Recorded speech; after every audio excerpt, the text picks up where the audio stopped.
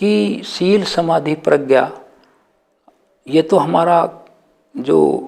क्रम है कहने का, लेकिन जब अष्टांगिक मार्ग को 3 टुकड़ों में विभक्त किया भगवान बुद्ध ने, तो उसमें इसका जो क्रम है वो क्या बन जाता है? प्रज्ञा, शील, समाधि। प्रज्ञा पहले आ जाती है। अब कई वक्ता पूछ सकते हैं प्रज्ञा पहले क्यों रखी जब शील में वो क्रम तो वो है। प्रज्ञा को इसलिए रखा उन्होंने क्योंकि जो अष्टांगिक मार्ग के जो 8 कड़ियाँ हैं, 8 फैक्टर हैं, उनमें 1 बाय 1 हमें उनका पालन नहीं करना है, हमें एक साथ करना है। क्योंकि शील को, चित्त को कुशल करने के लिए उन 8 का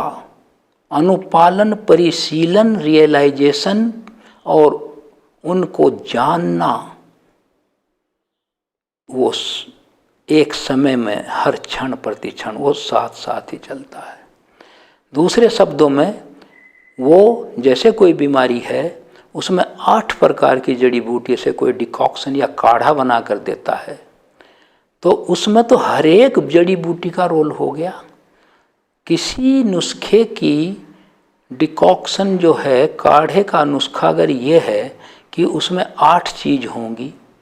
उसमें गिलोय भी होगा, उसमें मतलब यह है हल्दी भी होगी, सौंठ भी होगी, जीरा भी होगा। उदाहरण के लिए जो 8 चीज़ों का अगर किसी ने प्रेस्क्राइब किया है कि ऐसा करने से ऐसी बीमारी ठीक होगी,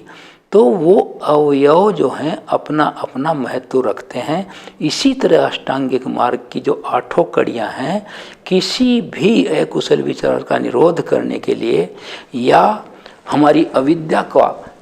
विनाश करके हमारे चित्त में प्रकाश जगाने का जो काम कर रहे हैं, 8 कड़ियाँ मिलकर एक एनर्जी एंड फोर्स बन जाती हैं और एक प्रवाह बनता, तब ही उसको सप्रेस और इरेडिकेट कर पाएंगे। पहले सप्रेस करेंगे फिर इरेडिकेट करेंगे, क्योंकि सप्रेस तो हम करेंगे और जब हम अच्छे आचरण को करेंगे तो वो इरेडिकेट, क्योंकि फिर उसको वो हवा पानी, खाद पानी नहीं मिलेगा जिससे वो पनपती हैं। तो ये जो 8 अष्टांगिक मार्ग है ये ठीक उस काढ़े की तरह है जिसमें 8 जड़ी बूटियों का काढ़ा मिलाया गया हो और फिर वो पीने से उस बीमारी के, देखिए अब उस बीमारी के, उस अविद्या रूपी बीमारी के, उस तृष्णा रूपी बीमारी के, उपादान रूपी बीमारी के, भव रूपी बीमारी के सारे ही सारे अवयवों को, तंतुओं को नष्ट करता है, क्योंकि इसमें 8 प्रकार की जड़ी बूटियाँ शामिल हैं। इसी तरह हम ये भी कह सकते हैं, जब भी कोई डॉक्टर आपको पूछता है आपको क्या हुआ, आप उसको कहते हैं टीबी हो गई है, तो वो क्या करता है? पहले टीबी की वो क्या दवा है पहले उसको सोचेगा, टीबी के लक्षण जानता है वो, उसमें फीवर भी आता है, उसमें खांसी भी आती है, उसमें ठंड भी लगती है। तो जितने भी उसके कारण हैं, कारक हैं, उसको और आगे गंभीरता प्रदान करने वाले, तो उन सब ही के बारे में वो ऐसी दवा देगा कि वो सारी चीज़ें कवर हों और उनका जो असर है वो धीरे धीरे कम हो, जिससे कि टीबी की जो असली बैक्टीरिया है उसके लिए तो दवा दे दी उसने, जो भी स्ट्रेप्टोमाइसिन है या जो भी इस तरह का दे रहा है उसके लिए तो एक प्रेस्क्राइब्ड दवा है, उसका कोर्स है, वो तो दे दी।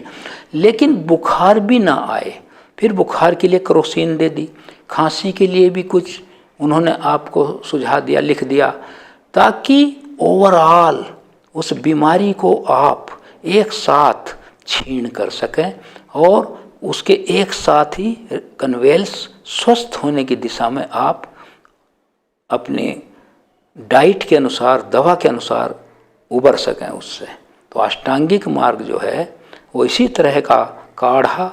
या प्रेस्क्रिप्शन है, मेडिकल प्रेस्क्रिप्शन है, जिसमें पर्टिकुलर बीमारी के सब ही फैक्टर्स को किल करने के लिए और उसको नष्ट करने के लिए दवा जो चिकित्सक को देता है। अब इसमें बहुत सी भ्रांतियां हैं, तो एक बार मैं, क्योंकि सम्मत दिट्ठी सूत्र जो है बहुत ही विशद है, गहरा है, और इसको ही प्रज्ञा कहते हैं। और इसलिए भगवान बुद्ध ने अष्टांगिक मार्ग में इसे प्रारंभ में रखा